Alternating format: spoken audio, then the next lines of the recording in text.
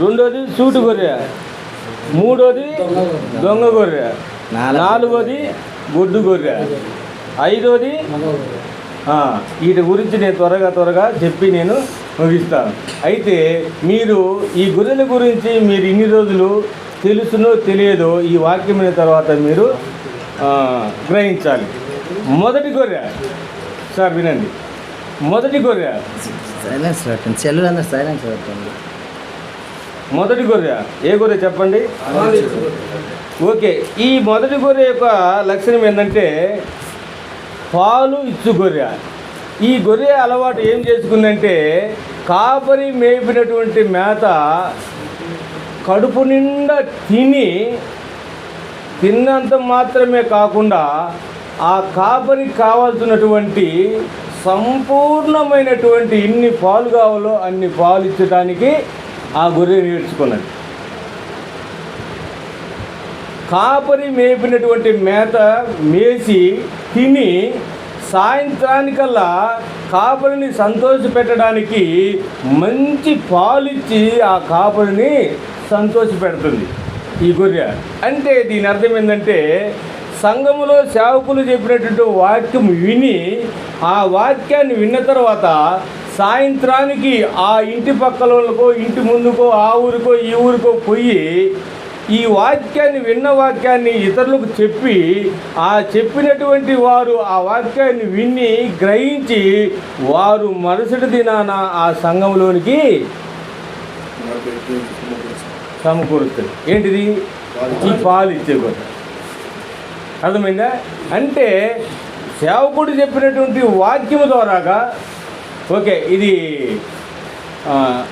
పాలిచ్చు గొర్రె, ఇది పక్కల వాళ్ళని తీసుకురాదు, అది రెండోది. ఇది ఏం చేస్తారంటే కాపరి మేపినటువంటి మేత మేసి సాయంత్రానికి ఆ యొక్క తిన్నటువంటి దానికి ప్రతిఫలముగా కాపరికి సంతోషపెడుతుందంటే వాక్యం విన్న తర్వాత గ్రహించిన తర్వాత ఈ సేవకుడు గుండా ఈ వాక్యం ద్వారా నేను నా కుటుంబం అభివృద్ధి అని సంపూర్ణమైనటువంటి కానుకలతో ఆ సంఘ కాపరిని సంతోషపెడుతుంది. వాళ్ళు కలిగిన దాన్ని ఇచ్చి ఆ యొక్క కాపరిని సంతోషపెడుతుంది ఈ పాలిచ్చు గొర్రె. అయితే రెండో గొర్రె ఏంటిది? సూటు గొర్రె. ఈ సూటు గొర్రె ఏం చేస్తుందంటే కాపరి మేపినటువంటి మేత మేసి సంవత్సరానికి 3 లేక 4 పిల్లలు లేచి ఈ యొక్క మందను అభివృద్ధి చేస్తుంది. ఒకవేళ ఈ సంవత్సరము 6 లేకుంటే 7 పిల్లలు నేనుకో ఆ సంవత్సరంలో 3 వేసినట్టే 10 అయిపోతుంది. అట్లా సంవత్సరానికి పిల్లలేసి మరి చిన్న మందగా ఉన్నదాన్ని పెద్ద మందగా చేస్తూ ఉంది ఇది సూటి గొర్రె. అంటే దీని అర్థం ఏంటంటే సంఘములో వాక్యము విన్నటువంటి వాక్యాన్ని ఇతరులకు చెప్పి వారిని తీసుకొచ్చి సంఘములో చేరుస్తుంది. ఏ గొర్రె? అంటే పిల్లలను వేస్తుందంటే ఈ వాక్యాన్ని ఇతరులకు చెప్పి ఆ విన్నటువంటి వారిని తీసుకొచ్చి సంఘములో చేర్పించి ఆ గుంపును పెద్దగా చేస్తుంది, మందను అభివృద్ధి చేస్తుంది. అప్పుడు సంఘములో అభివృద్ధి అయ్యేకొంది, గుంపు పెరిగేకొంది కానుకల ద్వారాగా యజమానుడు లేకుంటే కాపరి సంతోషపడతాడు. కాబట్టి ఈ యొక్క సూటి గొర్రెకు ఉన్నటువంటి లక్షణాలు సంతోషపెట్టే లక్షణాలు, కాపరిని ఆనందపరిచే లక్షణాలు. గుంపును పెంచుతుంది కాబట్టి కాపరి ఆనందపడతాడు. ఈ సంవత్సరం 10 గొర్రెలు ఉంటే వచ్చే సంవత్సరం 20 గొర్రెలు అంటే ఇప్పుడు ఏమంటాం మనం? 20 గొర్రెలు ఉన్నాయి నా దగ్గర, ఒక గొర్రె ఎంత తెలిసినా 15,000 ఇంకా లెక్కేస్తాడు. ఈ లక్షల్లో పోతాయి కాబట్టి ఇంకా ఆయన భయపడ్డు. అయితే మంచిది. అయితే సూటి గొర్రె ఏం చేసింది? మందను అభివృద్ధి చేసింది. అంటే విశ్వాసులు సంఘములో వాక్యం విన్న తర్వాత వాక్యాన్ని ఇతరులకు పంచి ఆ వాక్యం విన్నటువంటి వారిని తీసుకొచ్చి సంఘంలో చేర్చి సంఘాన్ని అభివృద్ధి చేసింది. ఇంకా ఏ గొర్రె ఇప్పుడు? దీని విషయంలో మీరు చాలా జాగ్రత్తగా ఉండాలి. ఏంటిది? దొంగ. ఈ దొంగ అనే దానికి మనం చూసుకుంటే ఈ ఊర్లో కొమరోల్లో 4 రోజులు జైలు వేసి ఏమి కొట్టినా కానీ మళ్ళీ గుంటూరులో పోయి చేయని బిగుతాడు వాడు. ఇక్కడ ఎన్ని దెబ్బలు పడు, ఇన్ని రోజులు జైలు మళ్ళీ గుంటూరులో పోయి ఆడికి పోయి ఎవరు లేకుండా వెనక ముందు చూసి కట్టకి చేంజ్ పెట్టుకుంటాడు. అంటే వాని అలవాటు వానికి. బెంగళూరులో మా ఇంటి దగ్గర ఒక అతను ఇటునే సెంట్రల్ జైల్లో పడింది. వారం రోజులు ఏ జైల్లో ఉన్నట్టు తెలియలే. చంపింది అనుకున్న అందరూ కాదు.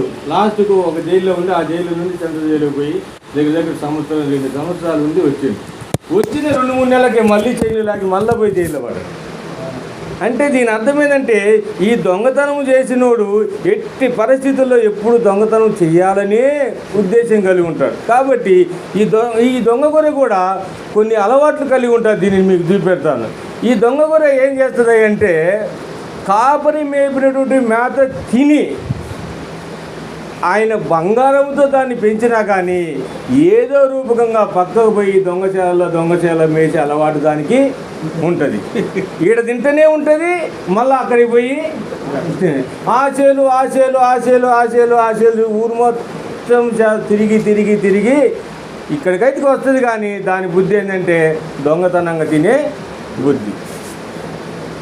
అప్పుడు దాని అర్థమైంది. అంతేకాదు అదేం చేస్తుంది తెలిసినా, తను దొంగతనం చేస్తా పక్కలు ఉన్నోటిని కూడా తీసుకుపోయి ఇక్కడికంటే అక్కడ బాగా మంచి మేత ఉన్నది, ఇది రుచి లేనిది, అక్కడ రుచి ఉన్నది, ఇక్కడ ఏమి లేదు, అక్కడ బాగుందని ఇక్కడ ఉన్న వాళ్ళని కూడా తీసుకుపోయి ఇక్కడున్న గొర్రెలను కూడా తీసుకుపోయి ఆ చేలో దొంగతనంగా తినేటట్టు వాటికి అలవాటు చేస్తుంది ఈ దొంగ గొర్రె.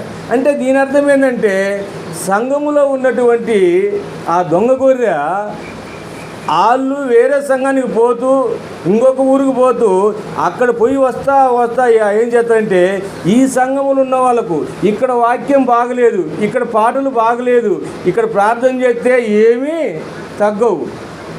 అర్థం కదా?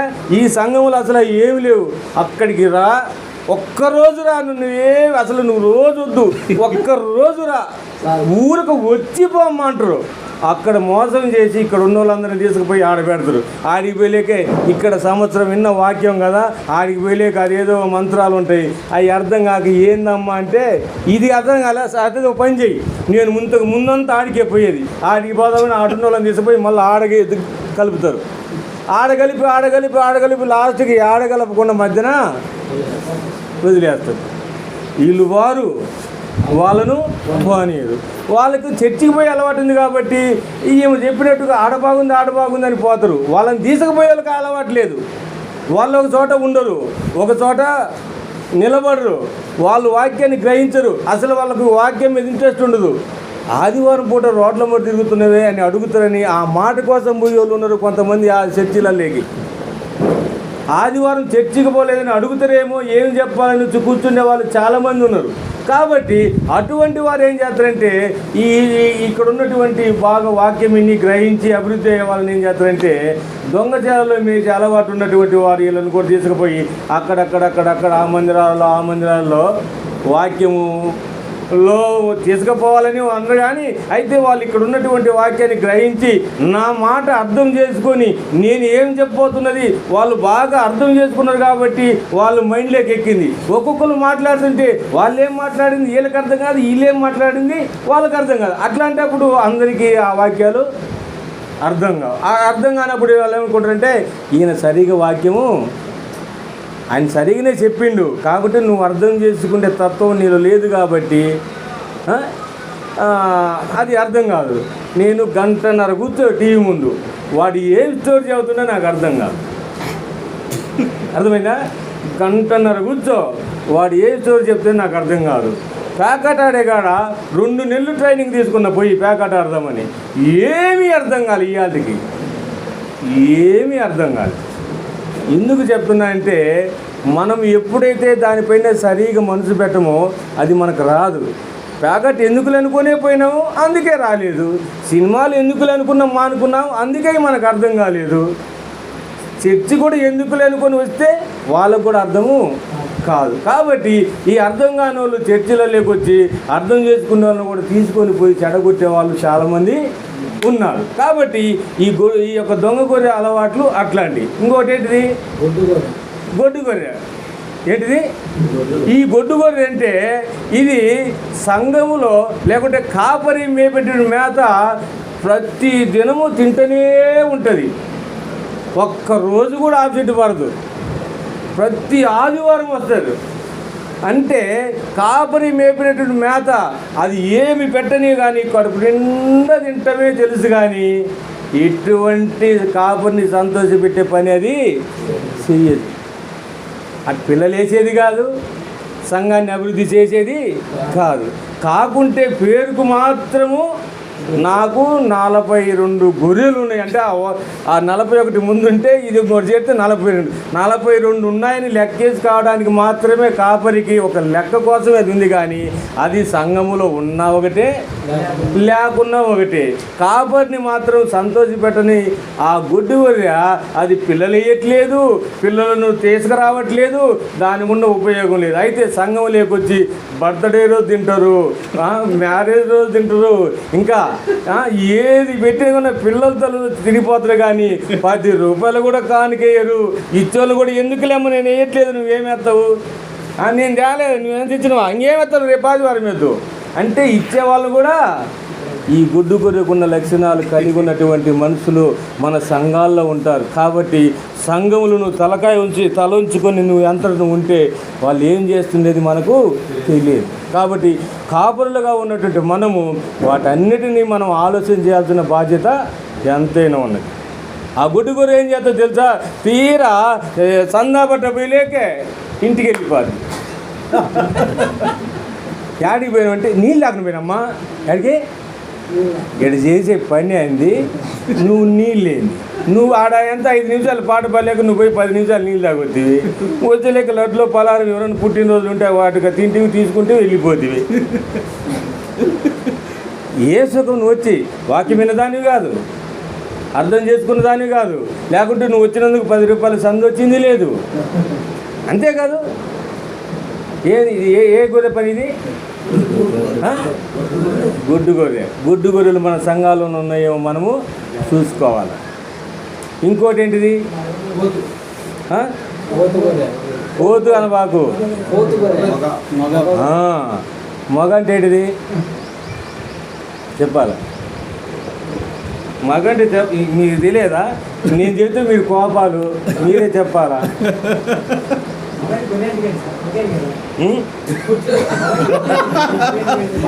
నేను కూడా అదే అనేది, మొగ అంటే తెలిస్తే అంత అర్థమైంది. మొగ అంటే మగోళ్ళనే కదా, మగోళ్ళు అనేది బర్రెలు అంటారా గొర్రెలు అంటారా. మగ అంటే పొట్టేలే, అర్థం కాలే.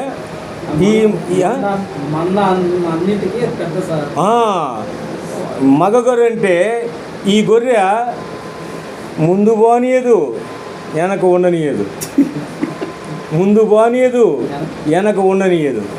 నేను ఇక్కడ నాకు తప్ప ఎవడియడా, మీరందరూ కూడా నా మాట వినాల్సిందే.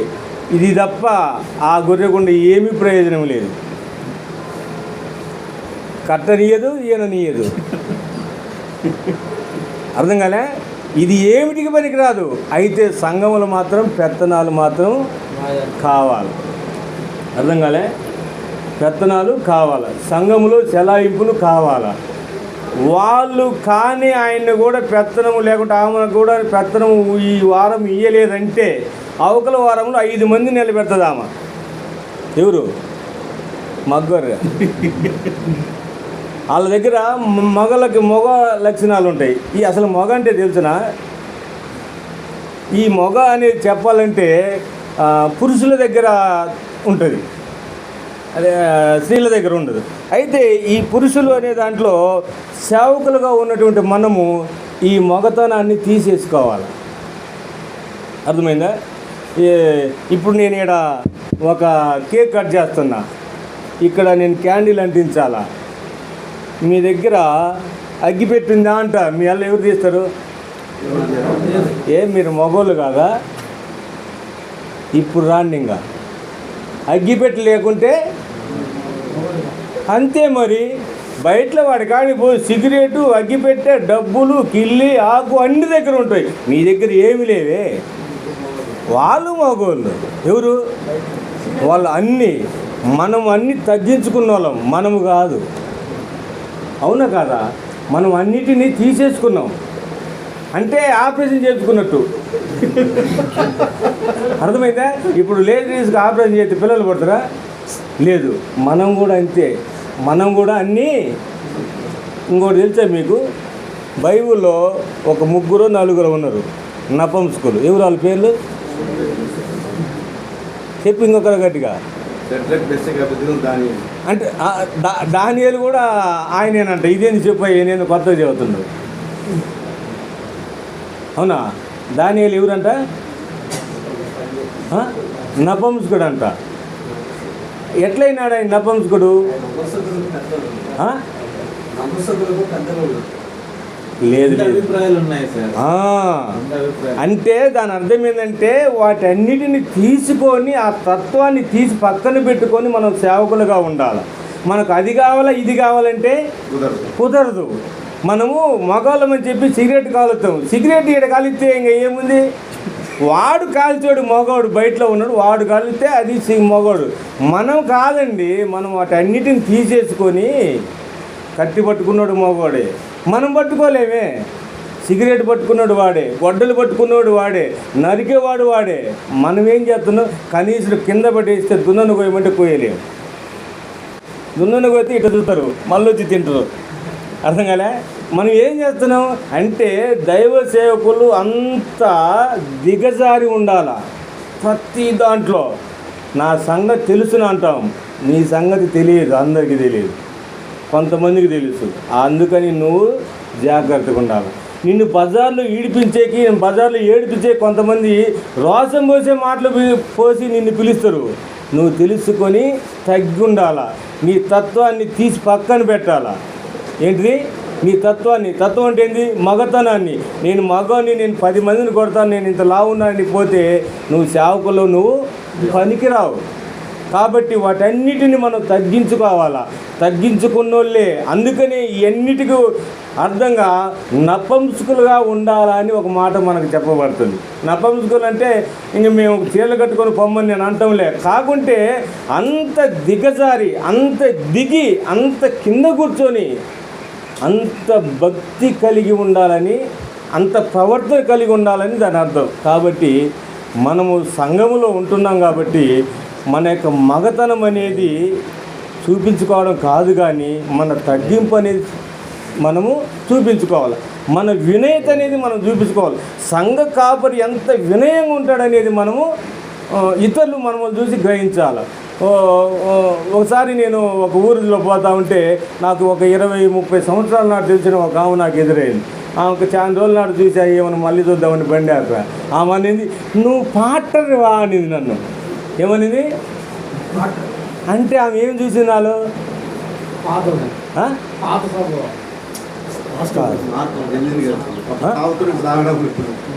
లేదు, అవి కూడా తెలియదమ్మా. అంతే అంతే. ట్రైన్లో నల్ల కోట్ వేసుకొని పోతాడు, ఏమనుకుంటాడు నిన్ను? అంతేకాదు, ఒకవేళ నువ్వు వేసుకొని పోయి నేను వేసుకుపోయినా టీచర్ అనుకుంటాడు. లోపల చూస్తే ఏదన్నా మన యొక్క బయోడేటా కానీ, లైసెన్స్ కానీ అవన్నీ ఉంటాయి కదా వాళ్ళకు, అవి చూస్తే తెలిసిపోద్ది. అట్టనే మన అవతారాన్ని చూసి, మనం వేసుకున్న బట్టలను చూసి, మనల్ని చూసి నువ్వు పాటర్వా అనింది. ఓ ఏమో కనుక్కుందిరా అనుకున్నా నేను. ఒక నెల రోజు ఇంకొక ఇంటికి పోయినాను, ఒంగోలు. అయ్యా నువ్వు ఎక్కడ సేవ చేస్తున్నావు అనింది. ఆమె కూడా 20 సంవత్సరాలు 30 సంవత్సరాలు. నేను ఎక్కడ చేయనమ్మా, నేను సేవకుని కాదమ్మా అన్నాను. మరి అట్టనే ఉన్నవే అన్నది. ఏమన్నది? అట్టనే ఉన్నవే అనింది. మనం అట్టనే ఉండాలనే ఉద్దేశం మనం కలిగి ఉండాలి. మనం ఎక్కడ పోయినా కూడా నువ్వు అట్టనే ఉన్నవే అని అనిపించుకోవాలి. మనం అట్ట అనిపించుకోవాలంటే అన్ని విషయాలు మనం తగ్గించుకొని సేవలో ఉండాలి. కాబట్టి సంఘ కాపరి మరి సంఘాల్లో ఉండేటప్పుడు, గ్రామాల్లో ఉండేటప్పుడు ఒక మెలుకోగలిగిన జీవితాలు కలిగి ఉండాలి. చాలామంది ఈ ఎలక్షన్ మూమెంట్లలో, గొడవల మూమెంట్లలో నేను చూసుకుంటా ఏం కాదంటాడు. ఈయన పోయి ఇంట్లో పడుకుంటే వాళ్ళిద్దరు పోయి కొట్టుకుంటాడు. ఒరే నీ మాటిని నేను ఇంట్లో కూర్చుంటే మా భార్యని పిల్లల్ని పట్టుకొని ఏం కొట్టిందో చూడంటాడు. నీకేం పని వాళ్ళు కొట్టుకున్న వాళ్ళతో? నేనున్నానని మనకేం పని చెప్పడం? అర్థం కాలే? 2 గ్రూపులు కొట్టుకుంటేప్పుడు మీకు ఇది పద్ధతి కాదని చెప్పి వెళ్ళిపో, కానీ వాడు బయటికి రాడు, నువ్వు అంటాడు. ఈయన పోయి ఇంట్లో కూర్చుంటాడు, బయటకు వస్తాడు, వాళ్ళ ఇంటికి పోయి కొడతాడు. నువ్వు చెప్తేవే వాడు బయటికి రాడని, నీ మాట నమ్మి నేను ఇంట్లో పోతే ఇంట్లో ఉన్నోళ్ళు వచ్చి కొట్టిపోయినాడని. అప్పుడు ఎవరు కాదు ఆ దెబ్బ, ఎవరికి ఆ సమస్య? అందుకే సేవకుడు అంటే తన బ్రతుకుతూ ఇతరులను బ్రతికించేవాడు. సేవకుడు అంటే తన బ్రతుకుతూ ఇతరులను బ్రతికించేవాడు. కాబట్టి మనం బ్రతకాలి, ఇతరులను బ్రతికించాలి. కాబట్టి మనం తగిలించుకొని ఇతరులను తగిలియకూడదు. అర్థం కాలే? మనం ఇప్పుడు ఇక్కడ మీ ఊరు కాబట్టి మన సంఘం కాబట్టి అడ్జస్ట్ అవుతాం. ఇంకొక సంఘంలో ఇంకొక ఊర్లో మనం పని చేయాల్సి అవుతుంది. అక్కడ ఏం చేయాలా? ప్రతి ఒక్కరూ కొత్త వాళ్ళే. మరి వాళ్ళలో మంచి వాళ్ళు ఎవరు, చెడ్డ వాళ్ళు ఎవరో తెలియదు. వాళ్ళు ఎటువంటి వాళ్ళైనా నీకు సంబంధం లేదు. నీవు మంచిగా ఉండాలి, నీ ప్రవర్తన మంచిగా ఉండాలి. నువ్వు నోరెత్తితే రుచికరంగా మంచి మాటలు, అబ్బో ఈయన మోసగారా ఒక్క మాటలో తెలుసుకున్నామంటారు కొంతమంది. ఏంటంట ఒక్క మాటలంట నీ 40-50 సంవత్సరాలు సేవంతో వాళ్ళు తెలుసుకున్నంట. దాని అర్థం ఏంటంటే మనం జారిపోయినటువంటి మాట గుండా. కాబట్టి ఈరోజు నేను మీకు తెలియజేసేది అనగా, మన దగ్గర ఉన్నట్టు గొర్రెలు మనం కాచుకోవాల్సిన విధానము, మనం ఉండాల్సిన విధానము, మన జాగ్రత్తలు అవన్నీ కూడా సంఘంలో మెలకువగలిగి నడుచుకొని మరి దేవుని పనిలో ముందుకు పోవాలని నేను తెలియజేస్తున్నాను. అంటే ఇంకా రెండో భాగానికి వచ్చేసరికి ఆ వాక్యం అనే భాగం అయిపోయింది. ఇంకొక భాగం తెలికే క్రీస్తు సంఘంలో ఇప్పుడు మీరందరూ కూడా సేవకులుగా మేము ఆహ్వానించాము. ఏంది? క్రీస్తు సంఘంలోనికి మిమ్మల్ని అందరినీ సేవకులుగా పిలువబడ్డారు. కాబట్టి మీరు ఇప్పుడు క్రీస్తు సంఘంలో పనిచేస్తున్నారు. కాబట్టి క్రీస్తు సంఘంలో పనిచేసేటువంటి మీరు